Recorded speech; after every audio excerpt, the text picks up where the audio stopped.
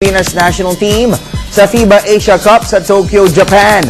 Sa mga oras na ito ay mainit na po na nakikipagsagupa ang tropa ni Coach Chot Reyes sa powerhouse rival na China sa kanila pong unang asignatura sa group eliminations. Pero bago po umalis ng bansa, nagbigay ng pananaw si Reyes sa kanilang magiging kampanya sa FIBA Asia Cup.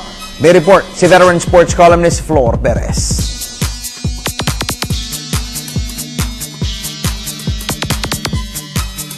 Bago sumuong sa gyera ng FIBA Asia Cup, inihayag ni National Coach Chot Reyes na hindi nila ganong siniseryoso ang pagkopo ng top 3 finish sa torneo at ang pangunahing pakay-anya nila ay ang makahanap ng tamang kombinasyon at mabigyan ng kumpiyansa ang bawat player.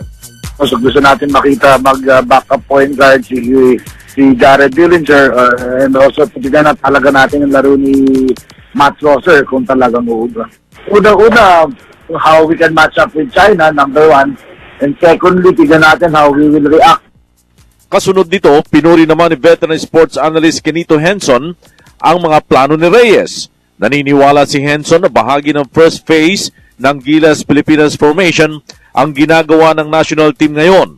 At dahil sa ginawang pagkopo ng mga Pinoy dribblers ng kampyonato sa nakalipas na Jones Cup, malakas ang kutob ni Henson na isa tayo sa mga tututukan sa FIBA Asia Cup. Okay ba? I think especially since ngayon scouted na tayo, so medyo preparado na yung mga kalaban natin. Magandang preparation din para sa atin. Good test.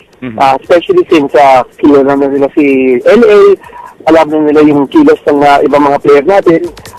I guess the only player now is Jared.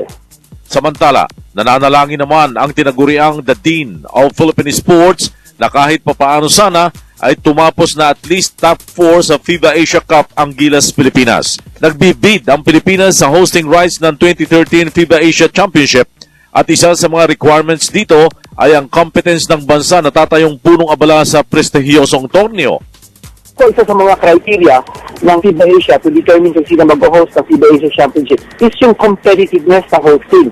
Ayaw kasi din na yung host team, baka hindi pumasok sa Final Four because kung hindi papasok sa Final Four, yung semi-finals at finals, lalangawin. They want to make sure that host country is competitive. Pinakita na naman natin sa Jones Cup, competitive tayo. Last FIBA Asia Championships, nag-fourth place tayo. Kumutit na nga tayo nag-third place, hindi lang tayo natalo sa Korea ng by 2 points. So, feeling ko mapupunta sa atin yun. And when that happens, home court advantage nasa atin. Ang FIBA Asia Cup ay ang tuntungan ng top 3 finishers patungong 2013 FIBA Asia Championships na mangyayari sa buwan ng Nobyembre.